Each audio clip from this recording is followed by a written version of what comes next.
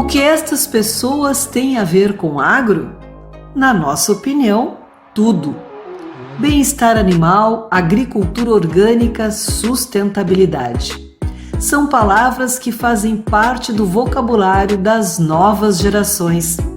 Gerações globalizadas, gerações conectadas, gerações que precisam entender nosso papel no mundo. O agro cresceu, evoluiu, agregou tecnologias, agregou valor.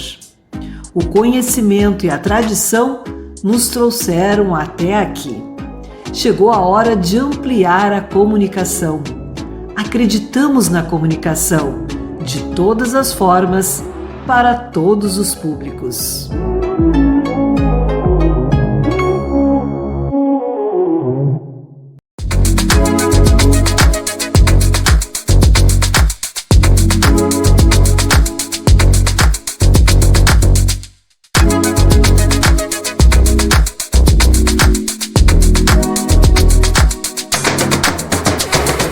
Olá, amigos, estamos chegando aqui para vocês com mais um episódio do nosso Agropauta Entrevista, no canal da AgroEffective no YouTube, o Agropauta Web TV, em um ano especial com muita comemoração pelos nossos 10 anos. A gente vai trazer muito assunto para vocês aqui nesse espaço, todas as segundas e quintas-feiras, com estreia de novos episódios, sempre às 7 da noite, ou como também se é conhecido, às 19 horas. Aqui você vai acompanhar sempre uma novidade. E para não perder nenhum lance, aqui do ladinho vai, inscreva-se no canal, ativa aquelas notificações para não perder nenhum desses lances. Também vai ali dar aquele joinha bacana que nos ajuda bastante. Além disso, segue a gente também lá no Instagram, onde tem cortes, as lives e muitos outros conteúdos para vocês. E também no nosso Spotify, onde tem essas entrevistas, também estão lá em áudio. Hoje nós vamos falar de um assunto importante, que é o mercado dos bioinsumos, cada vez mais crescente, e também como eles estão ajudando na agricultura brasileira, especialmente com as mudanças climáticas. Para isso, a gente vai chamar aqui o Felipe Sulzbach, que é o responsável pelas operações no Brasil da LCD Plant. Felipe, prazer te ter aqui conosco. Muito obrigado aí, Nestor. É importante a gente trazer novidade, né? Porque a dinâmica do agronegócio do Brasil ela está mudando muito rápida. O segmento de bioinsumos ele está entrando com uma velocidade e, ao mesmo tempo, com uma adoção do agricultor de uma forma impressionante. E visto que nós estamos hoje numa situação onde a demanda por alimentos ela é cada vez crescente e o agricultor precisa se adequar cada vez mais. Pois é, sobre isso, né? Cada vez que a gente vem falando, a gente vem conversando, né? Mostrando que, inclusive, a própria LCD Plant lançando materiais aí sobre esse assunto, né? O quanto a agricultura está sendo impactada pelo clima e como esses bioinsumos também podem ajudar nesse sentido. Mas falando primeiro da questão dos bioinsumos, Felipe, o que a gente pode dizer aí do crescimento desse mercado no Brasil? Bem, o Brasil ele tem uma adoção que ela vai de encontro com o mundo, né? Globalmente, o agricultor ele vem tendo uma adoção de em torno de 18% de adoção de bioinsumos. E quando a gente vê o Brasil, a velocidade é de 30% de adoção de insumos, ou seja, está praticamente quase o dobro da adoção do produtor brasileiro. E né, esses dados já são publicados, inclusive, pela CropLife Brasil, mostrando que, de fato, o agricultor brasileiro está antenado nas novidades, como principalmente reduzir a carga química e trazer mais sustentabilidade para o próprio negócio, visto que é uma demanda crescente do mercado consumidor. Pois bem, e justamente isso, né? A gente vê esse mercado crescente cada vez mais, né? Também trazendo soluções na questão aí dos agroquímicos, defensivos agrícolas, justamente nesse sentido, né? De cada vez mais ser sustentável também, mostrar essa sustentabilidade que a lavoura brasileira tem.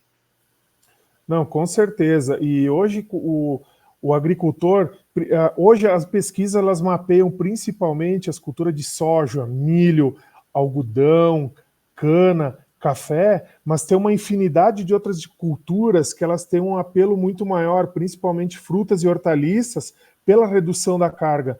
E essas novas tecnologias, entrando nessas novas categorias, como os bioinsumos e principalmente entrando os bioestimulantes, e nós trabalhando talvez numa nova categoria dos climaticidas, nós estamos trazendo novidades para ajudar o agricultor a enfrentar os desafios climáticos, visto que a gente está vivendo extremos. E teve dados publicados agora recentemente aqui no Brasil que nós estamos tendo o verão mais quente dos últimos anos, com um aumento de quase 0,7 graus a mais em relação ao ano anterior. Né? E se estima que nos próximos 10 anos nós vamos ter um incremento de mais 1 grau Celsius. E isso pode causar impactos irreversíveis em vários segmentos. Áreas que hoje são cultiváveis podem virar desertos. E como a gente traz sustentabilidade para esse mercado, visto que a gente tem recursos cada vez mais restritos?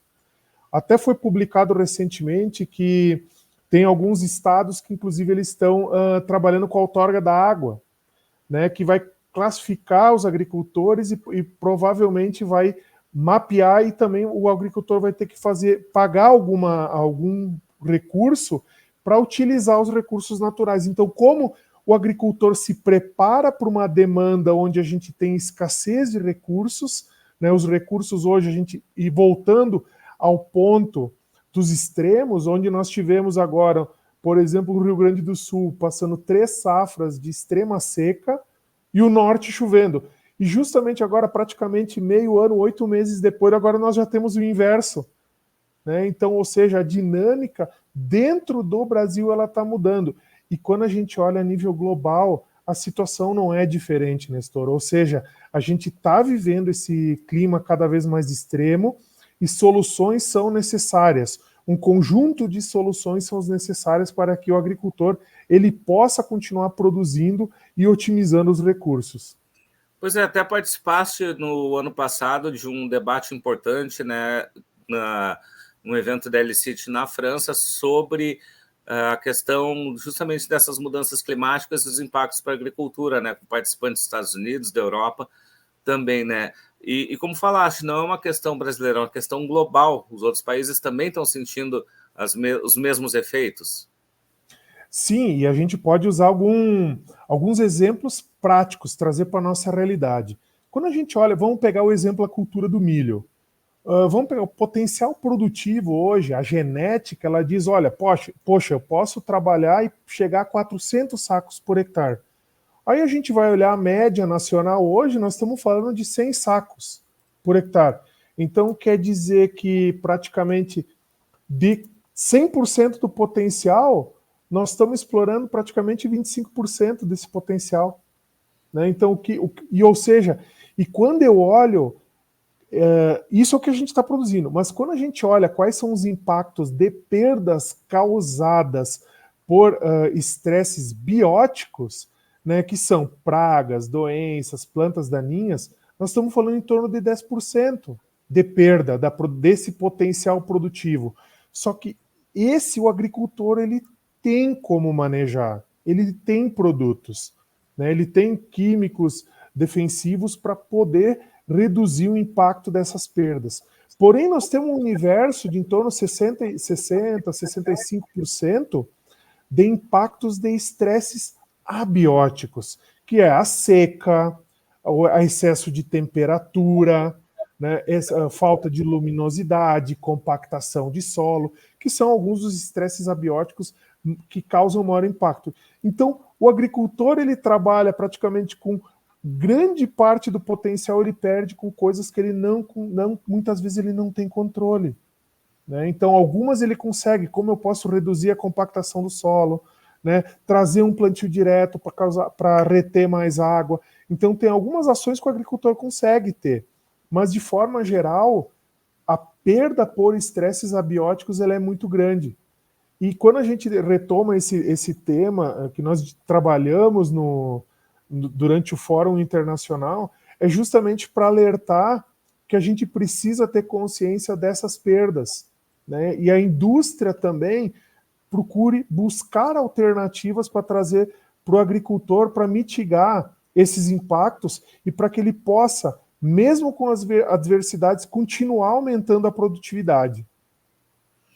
Pois bem, e a gente vê, né, também como o Elicity Plant vem trabalhando aqui no Brasil, justamente com essa busca de soluções, né, trabalhando aí juntamente com outros órgãos de pesquisa, com pesquisadores independentes, autônomos em todo o Brasil, para poder buscar soluções que sejam aplicáveis a essas lavouras, o produtor ter justamente um controle um pouco maior dentro da sua lavoura dessas questões, já que o clima, infelizmente, não se controla, mas ele poder amenizar essa situação.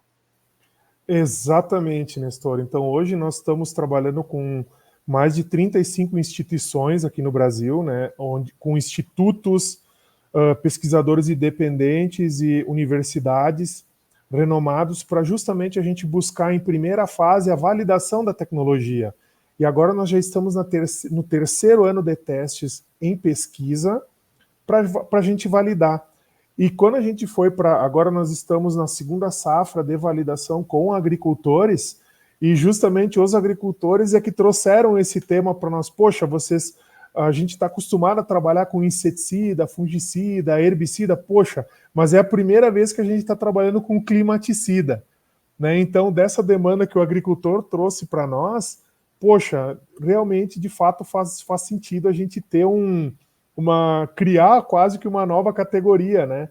Porque quando a empresa ela foi constituída, e tanto o nome da empresa, de Elicity, ela vem de elicitores, né? E na verdade são produtos naturais, de origem natural, extratos de plantas, que modificam as plantas, que as plantas conseguem ter mais resiliência frente aos estresses abióticos e, consequentemente, mitiga as perdas e, na prática, o agricultor ele vai conseguir produzir mais, porque ele compensa as perdas, né? Mas isso é um ponto que é muito importante, porque o agricultor ele tem que aprender a manejar com essas novas tecnologias.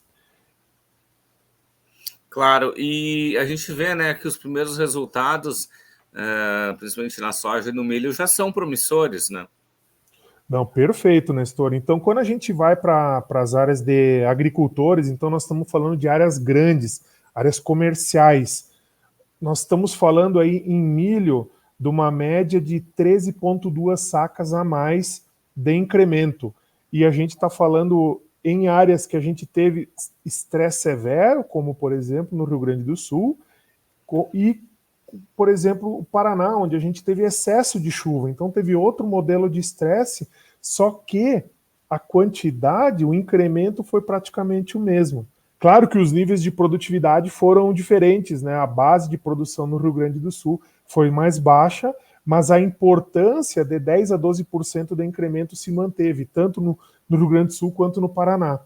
E agora, Nestor, nós estamos nas nossas primeiras colheitas de soja.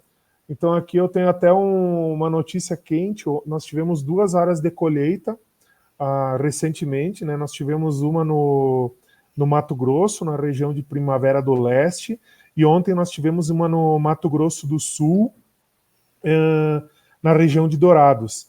E em ambas áreas, em soja, nós conseguimos ter 8 sacos a mais de incremento. E a gente sabe que são áreas que sofreram com os estresses abióticos, né? Sim, né? A gente teve aí um período muito difícil aí para o Mato Grosso do Sul, para a região centro-oeste como um todo, como a gente teve nos últimos anos aqui no Rio Grande do Sul, né? Mas são boas notícias também, e a própria Elicity vem trabalhando também, já começando a se ensaiar com as culturas de inverno, que também não deixam de sofrer com esses problemas, né? Com certeza, Nestor. Então o desenvolvimento não para, né? O desenvolvimento ele é contínuo. Então estamos trabalhando também com cereais de inverno, então ainda estamos tendo fechamento da safra aí com os resultados. Então temos áreas comerciais, temos áreas também com pesquisadores, né, de Santa Catarina, Paraná e Rio Grande do Sul, e logo nós vamos estar com esse consolidado aí para divulgar junto com os agricultores. porque, de fato, a gente precisa ter soluções, mas olhando para o agricultor dentro do sistema produtivo. Se a gente pensar hoje no sistema produtivo sul, a grosso modo, nós temos um sistema que ele é trigo, milho, trigo, soja. Então, essas três culturas, tu tendo um produto que se adeque a esse modelo, ele tem muito valor para o agricultor. E da mesma forma, a gente vem desenvolvendo as alternativas, por exemplo, para a cultura da cana e a cultura do algodão, que eles vão conseguir entrar em alguns locais no país que tem justamente essa dinâmica, né? Essas culturas mapeadas pelo agricultor. Então, isso vai trazer mais competitividade para eles. Felipe, para a gente finalizar, como é que a gente vê aí também as perspectivas para esse crescimento aí da empresa ao longo desse ano? Ela que já vem aí com esse trabalho promissor já desde um tempo, ano passado também já com um crescimento maior e agora também buscando essa consolidação aí no mercado brasileiro.